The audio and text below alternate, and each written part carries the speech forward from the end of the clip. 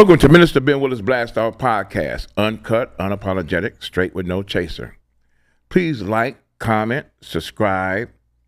Thumbs up the like, subscribe. Please, thank you. I want to thank my viewing and listening audience for their support.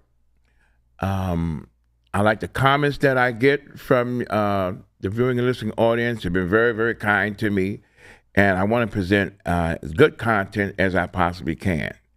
Today I have some gentlemen here that are, let me see, how can I explain both these fellas here? These, you know what, these brothers, y'all make me think. Y'all have a lot to say. Y'all have a lot on your mind. Y'all bring stuff to the table. And you don't know how much y'all generate thought for me. You really do. You guys are very, very important to me in all aspects of life. So what I want you guys to do to introduce yourself to the viewing and listening audience. As always, Minister Ben, I always start out giving praise to the woman who taught me everything I know, including how to sing. She's the love of my life. She's my best friend. And I'm talking about my mother, Barbara Lamar Wilson. She did something I didn't think at the time was possible, and that is she helped me to be a man. I used to think that a woman couldn't raise a little youngster to be a man. She's proof that that may be true generally, but it's not true in my respect. So I give all praise and love to my mother, Barbara Lamar Wilson. Her birthday is June 30th. Mm-hmm. Oh, excellent. And a shout out also to Girl, Smarty Pants, and my son, Ivory. Oh, excellent, man. Excellent. Brother? Yeah, Clifton Raheem Bradley. Assalamu alaikum. Wa alaikum salam. Extend my hand. Yes, sir. And do a television show called Underground Railroad that comes on in Chicago Saturday nights at 10:30. But I give all praises due to Allah, God, before I give it to anybody. And I thank you for extending the invitation, because yes, you know sir. what? It's not many people that ask you to come on their show. Yeah. For I'm not a big personality, but I appreciate it. Yes, sir. It's on. Yes, sir. Yes, Thank sir. you. Brother Sembene, it's good. Hey, listen, finding this place was a challenge. You know, in fact, listen to this. Anybody comes to North Ravenswood, just know that there's a train track that splits Ravenswood from one side to the other. So you could be on one side of Ravenswood and not know there's another side to it. And this is what Brother Sembene was going through, and I'm sitting there like, I'm looking for you. And he said, I can't see nothing. I'm walking. And he was on the other side of Ravenswood that I didn't know. I had no idea that Ravenswood is split in the middle between some train tracks and trains. But you made it.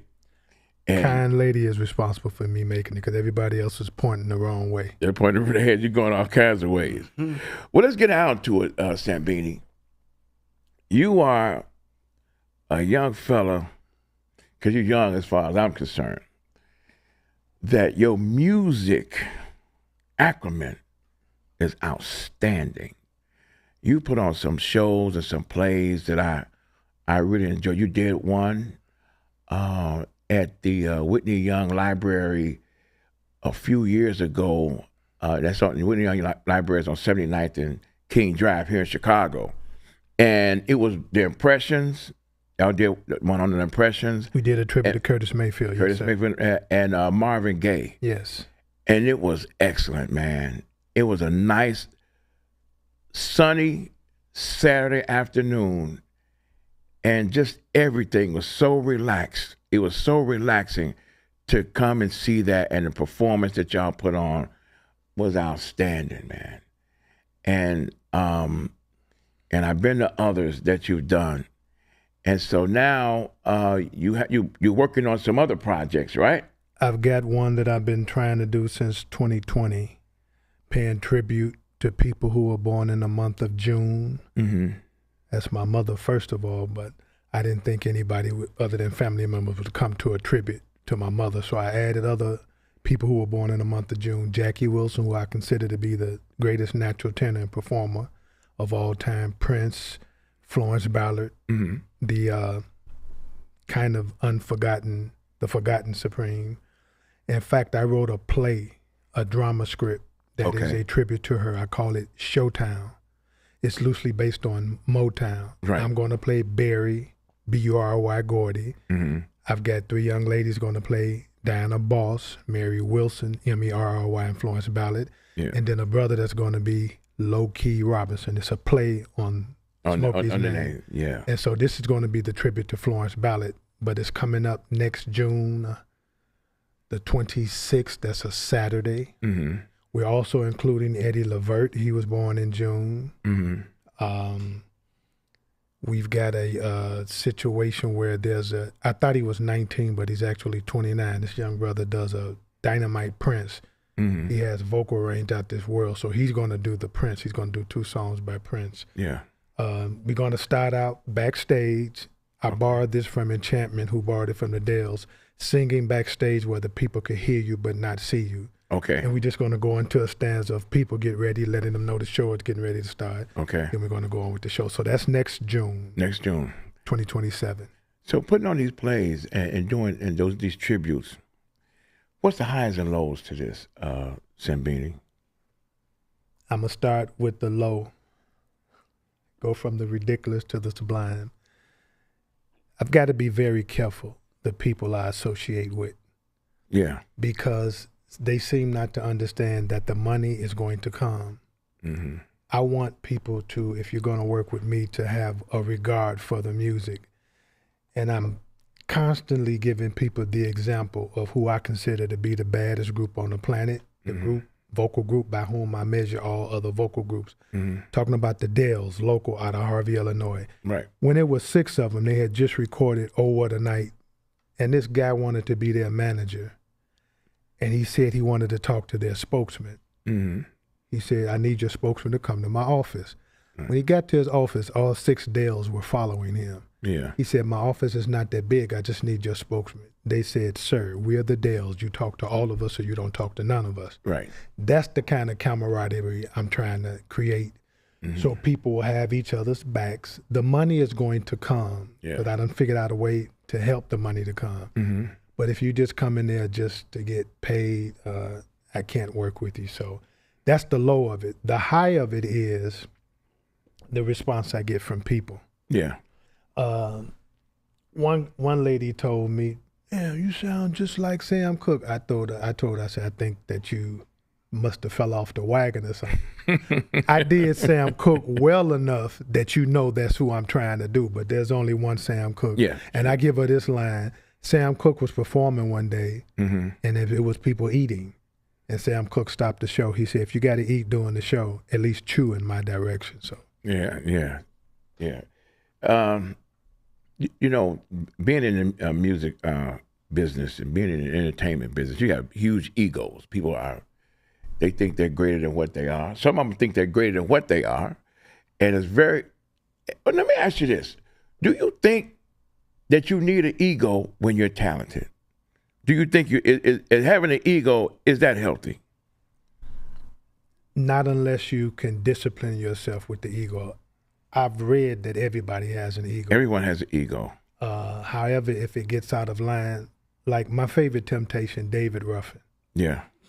Man, that guy was something else. Yeah. And even after he got kicked out of and he did get kicked out of the Temptation. Yeah. But he convinced himself that he left.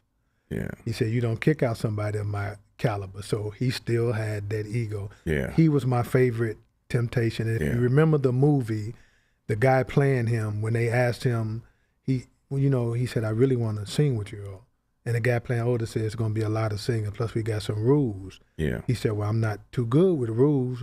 He said, well, why not? He said, well, one day my mother, I always remember, he said, my mother owed this pimp some money, and she didn't have it.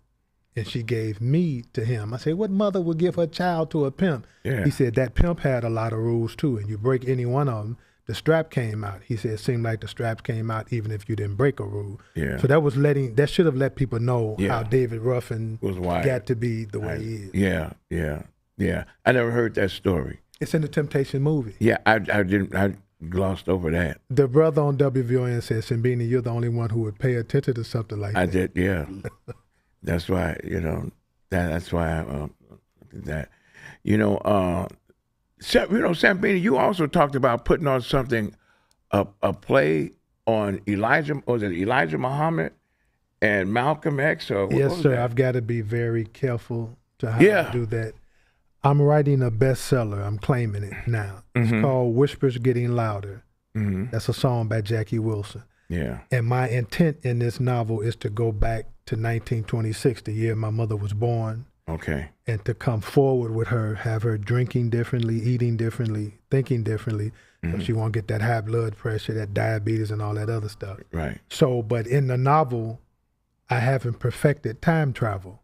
Okay. So I keep winding up places I didn't intend to go. Right. Like slavery. So I'm from the future, 6 other people with me, and we're trying to convince these people that these other funny-looking people are getting ready to enslave you. Right. So since we from the future and we got a technology from the future, we stopped the assassination of Malcolm X, JFK, Dr. King, Fred Hampton.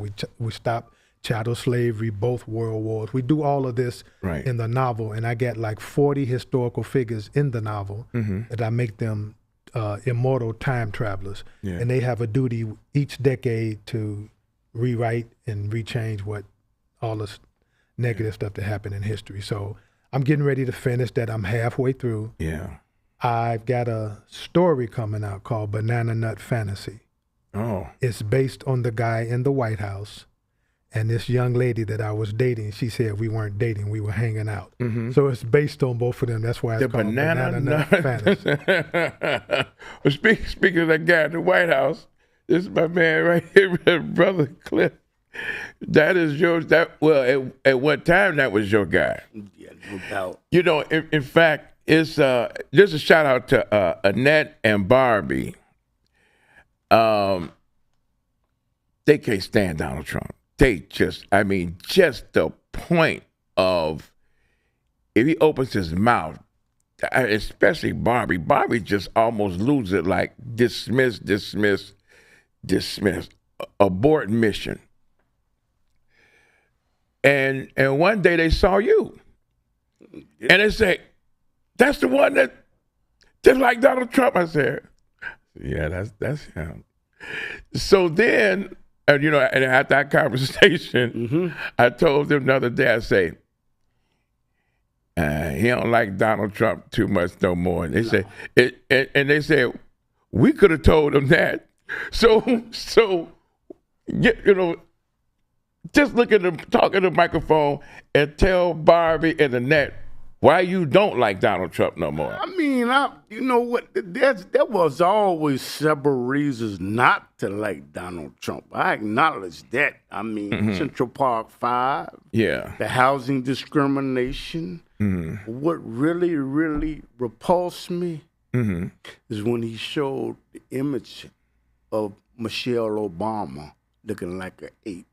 And he showed Obama looking like a gorilla beating his chest. And you know what? That repulsed me. But maybe these other things before that should have. Right. But that was the final straw. Yeah. That's just the final straw. But I agree with a lot of his policies. Right. Some policies that I agree with. Right. No. Yeah. I see him in a different light, negative light. Yeah. Repulsive. Yeah. I guess he the banana nut. Okay. That right there is very clever. I mean, that even you have individuals going around saying that Michelle Obama may be a man. That is very ignorant. It's very acidine to make a statement like that. I think somebody from the WFFC wrestler, he made a comment. Yeah, he made a statement like that. Very acidine as far as I'm concerned. Yeah. What do you guys think about today's music? There's, I don't know if there's any new music out right now. I mean, any new music or any singers or new singers that are doing anything. I try not to step on whatever music or vantage point a person is coming from, because I do know that back in Jackie Wilson and Chubby Checker time, there were people who had a problem with that kind of music. Sure. However, when I hear someone give credit to someone before them, like this person, this brother October London, I'm not that familiar with him. Yeah. However, he gives credit to Marvin. Oh man, and that right there. But it's in terms of talent, I think the talent is there, but I think that the music industry has made it such that you really don't have to showcase and utilize that talent. All you got to do is get up there and say something ridiculous or something with a groovy beat. The brothers and sisters in the 40s, 50s, and 60s, and the 70s, part of the 80s, they really had to work. They had to come up with ways of saying things like,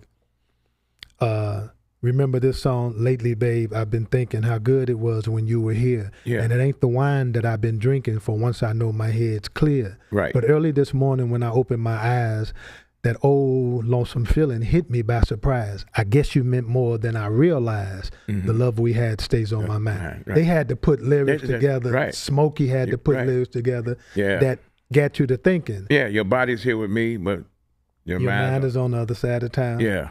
Yeah, it made you have to think. And so if I can, Minister Ben, may I leave a number for people to get in touch with me? Definitely. If you want to buy a copy of Banana Nut Fantasy, if you want to be a part of the tribute to people who were born in the month of June, you need to call Brother Sembene at 773-783-7961, 773-783-7961. Best time is after 7 p.m. I've reduced the price for the tickets, so when you call me, I'll let you know that. And we're doing tribute to Florence Ballard, Johnny Carter of the Dells. Johnny Carter is one of a handful of people who were inducted in the Rock and Roll Hall of Fame twice. Yeah. He formed the Flamingos in the early to mid 50s. Right. Then he went from the Flamingos to the Dells in 1960. Mm-hmm. We're doing Eddie Levert, Floyd Butler of the Friend of Distinction. We're doing Tom Jones. Yours truly going to get up there and do Tom Jones. My mother asked me. My mother's the only one that ever did Tom Jones in front of, and she laughed. She was almost on the floor. She said, "Please don't get up and do Tom Jones again. You too dark to be doing Tom." I said, "Mom, I got news for you. I do Elvis Presley too." Yeah. I give credit where credit is due. Well, you have to. You have to. In fact, music. There is a science to music. In fact, the human life is formed on that, the beat of the mother's heart. The beat of the mother's heart. The beat on the one is the beat of the mother's heart. And James Brown made that, the beat of, the beat on the one, that's that funk beat, And so we come in here with rhythm. You've seen babies that barely can stand up, but if they hear some music, they start rocking. They start rocking. Music is inspirational too. In fact, what I used to do before, I'm playing football, and before, when I'm in the locker room getting ready, I got some pretty aggressive music on, because that helps me. It helps me. It's like, okay, there's going to be some violence going on. And I got some, real music that's going to psych you like that. And that plays, and also just real calm, soothing music relaxes you. When you just I'm talking about the Adon. The call to prayer is rhythmic, and it's music. They say music soothes the savage beast. And I found out that in the zoo, when the large animals would get upset, they'll pipe in soothing music to calm them down. So that plays a big part in nature. In nature. But I want to talk about October London. Because he did, like I say, he had two songs that I really like. He sound like a little bit like Marvin Gaye, but there's no follow-up now. There's nothing else to come behind it. I remember growing up when James Brown would have a song out every week. And, and they used to have the record stores at that one time, and the speakers would be outside on the sidewalk, and you're walking up and down the block, and you can hear music, and you can hear James Brown, and you can hear constant music constantly. I don't see that now. And then the young fella that was on just previously, like he said, they got to create their own stuff. So it's different than with Motown and the Philadelphia Sound and all those people. The young people are doing things independently. They're just creating their own. What do y'all think about that? What do you think about that? The industry that decided that they were going to go in that direction. Individuals of their own, they don't have any say into it. I'm not going to mention the radio station because they might take this as a knock. There's a radio station, a talk radio station that says we're taking talk. They used to say we're taking talk radio into the 21st century. No, they were not. They were just going along for the ride. Somebody else was taking it into the 21st century, the iHearts and people like that. Mm-hmm. And I don't know when I call them chocolate Africans. I mean that affectionately. Mm-hmm. I don't know when they're going to decide to stop letting everybody else have the fun. I can't pay a cell phone bill without going to, I would like to go to a brother or sister in business to keep that brother and sister in business, but I can't pay a cell phone bill without going to other people. And I don't know when they're going to figure out that there's not only money to be made, there's economies to run, there's lives to improve, there's mind to help change. That's one thing about Curtis and James and all of them. Mm-hmm. The time necessitated what they were doing. Now, it could happen now too, but the person has to be conscious enough. James Brown is the only, everybody else walked up to the mic. Yeah. James Brown, I've never seen a performer or a singer slide on one leg 15, 20 feet to the microphone. Yeah. And he owned radio stations. Yeah. Now, James did, whenever I mention, my girl tells me, well, he did other things. She's talking about laying his hand on females. Yeah. I say, yeah, he did that too. Yeah. That's why when I do these plays, I have to be real careful to include the entire person. Don't try to sugarcoat it. Sure. That's why the play that I wrote called Showtown, I spelled Bury, B-U-R-Y. I'm playing that part because that's what he did to some people. He buried them financially. Yes. Oh, yes, he did. So quite a few. I have to include that, but I also have to include that he also was visionary enough to start that record company, and he was sitting down there with Smokey complaining about Nat Turner Paul, a European who took all of Jackie Wilson's money. Yeah. And he was paying them $5, $7 or whatever. And Smokey just said to Barry, quit itching, rhymes with, and start your own company. And that's what Barry did. So he was visionary enough to do that. Sure. Yeah, he locked that in. You know, I had like different take on music, and I think that I'm starting to form another opinion. You should look at it as haram, that it goes against the teachings. But I think that I may have been incorrect because you know what? When you go back to Africa, sing and dance. Sure. This was part of our culture. Sure. And you know what? So I'm feeling like I'm going to start embracing dancing and music. Yeah. For a journey I'm getting ready to make. Yeah, you're going to make it. They're going to dance. Oh, that's where I want to go. That's part of their history and their culture of Africa. You know, there's animals that dance before they fight. Yeah. You understand? Mm-hmm. When we talk about haram, that's something that is hadith. Yeah. But I told him that's not sound hadith because it is reported that God said David, who brought the Psalms, he said that David is the apple of his eye. Yeah. So David was a magnificent singer and a musician. Yeah. And so, that settles that as is. And when you hear the beat and the rhythm and everything else, it's very soothing and it helps you a lot. You know, I'm embrace. sure. But it's gonna be slowly. Yeah. But like I say, me and a Muslim brother was talking and said, you marry a Islamic sister in Africa, they gonna dance, brother. Yeah. Yeah. He said this is part of their culture. Sure. That's the reason why I'm saying it. Yeah. Yeah. So you're looking to get married, brother, and you're going over there to is it Ghana? And I'm gonna end up going in Indonesia, Nigeria. Indonesia or Nigeria? Inshallah. Okay. All right. Well, God bless you that Inshallah. that you find the right woman for you. Yeah, I don't want to walk this journey alone, brother. Man, No. Man was not made to be alone. No.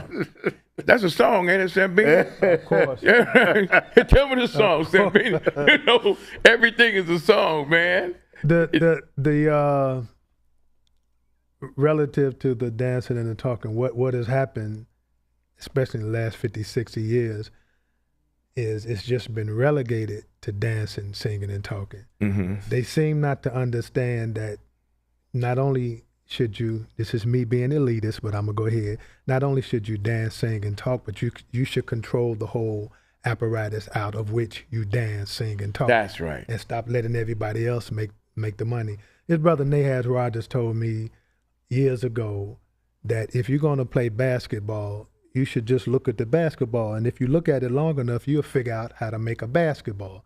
You'll figure out the whole, what goes into the basketball industry. That's right. He said if someone can pay Michael Jordan an astronomical figure, Mm-hmm. think about how much they must be making in basketball. How much they if make. they can pay him that much. Yeah. And he said the same thing with chicken. He said he said I don't eat chicken, but he said if you're going to fix chicken or fried chicken, you don't have to know how to fry chicken. You can hire somebody that knows how to fry chicken or bake chicken. That's right. He said, but you do have to understand business and accounting and all of that. Mm-hmm. Yeah. So that's Brother Nathanyahu Rogers. After my mother, one of the sharpest people I've ever known. Yeah. You should call in WVON talk radio station. Yeah. Financially independent. Mm-hmm. Had a printing press in Ibadan, Nigeria, on the first cut-up chicken store. Chicken Best, the Backs, and all the rest on the west side of Chicago, 16th and Holman. Oh, okay. I learned a lot from Brother Nahaz, Baba, Mm-hmm. Malcolm X, Marcus Garvey, Honorable Elijah Muhammad, Yeah. Ida B. Wells. That's why they're immortals in this bestseller I'm writing. Yeah.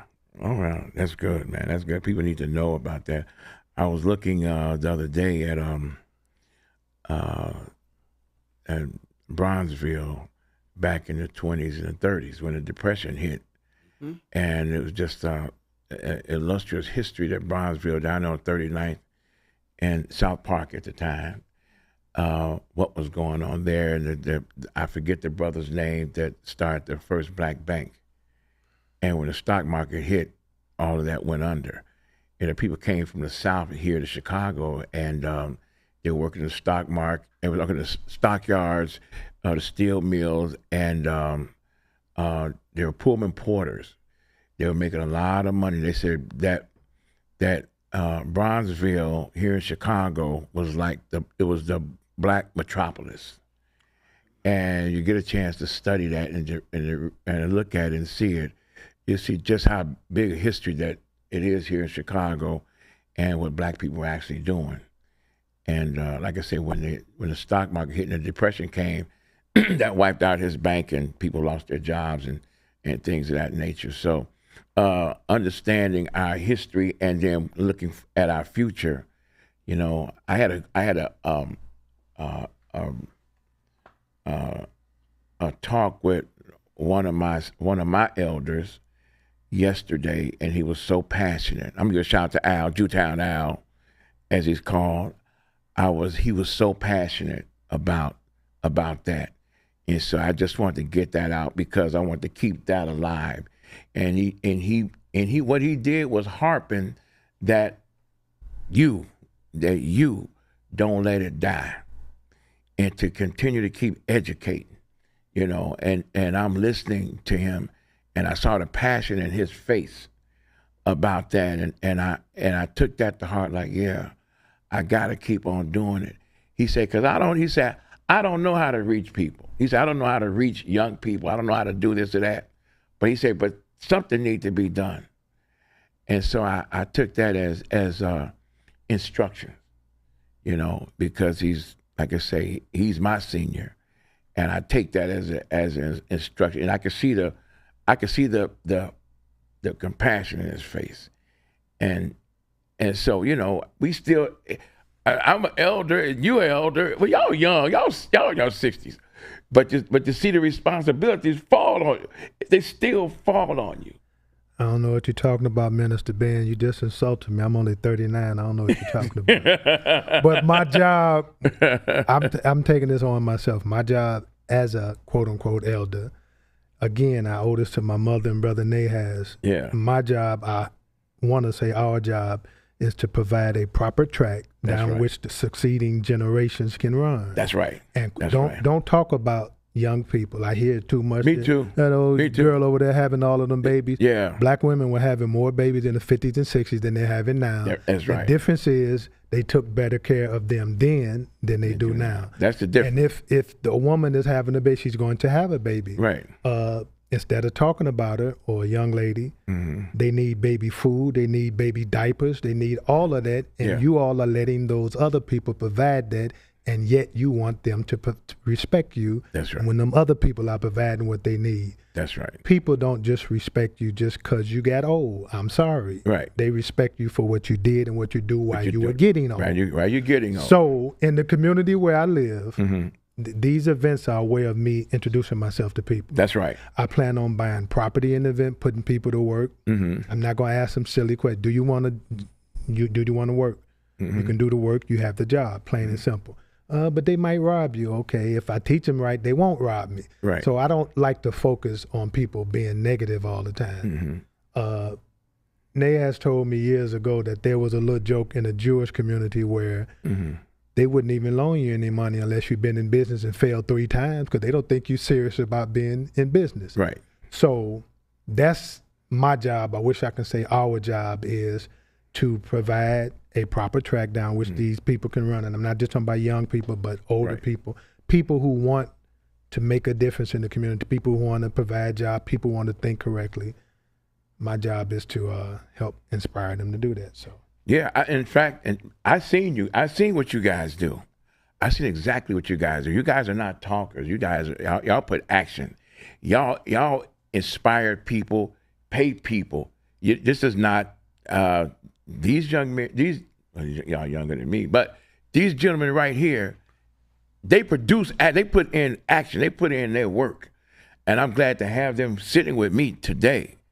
I've seen them in action. You know, they pay people. You pay people to do these shows. You pay them. You employ them. You employ people to do your show. You pay them.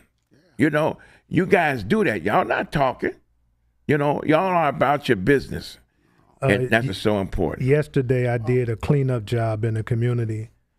Someone said that, you know, when shrubbery grows so tall, it looks like trees. But somebody said somebody jumped out from a couple of days ago and tried to attack a woman.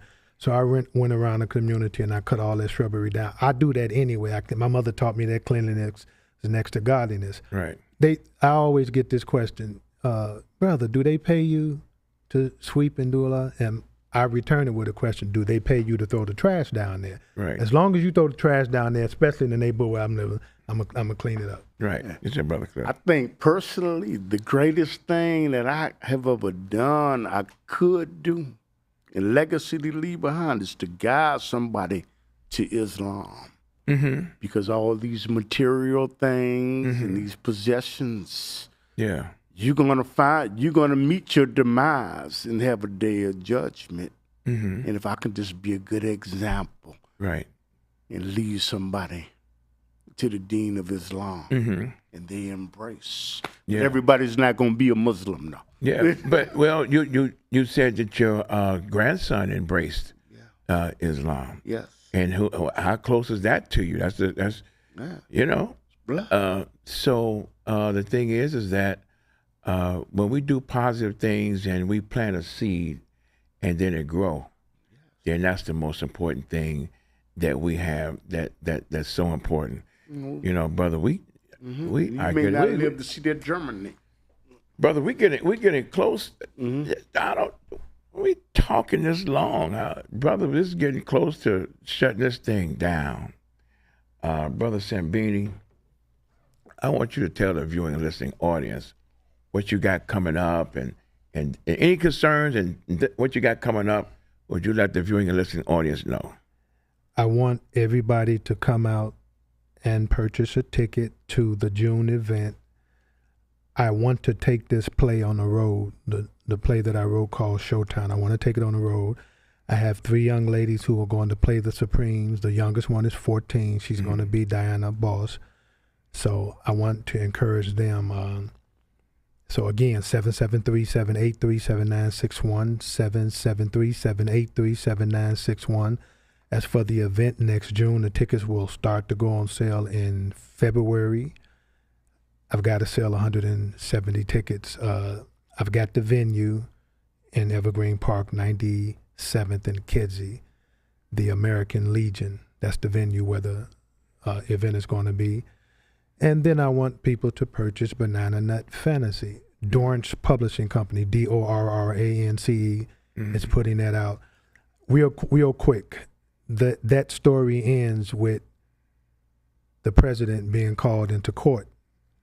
And he's standing there defiant, and the judge, a liberal judge who don't like him, she's asking him questions, and he's taking too long for her to answer the question. And she tells him, "You're not on The Apprentice, you're not at Trump Tower, I'm the judge, and you have to answer the question."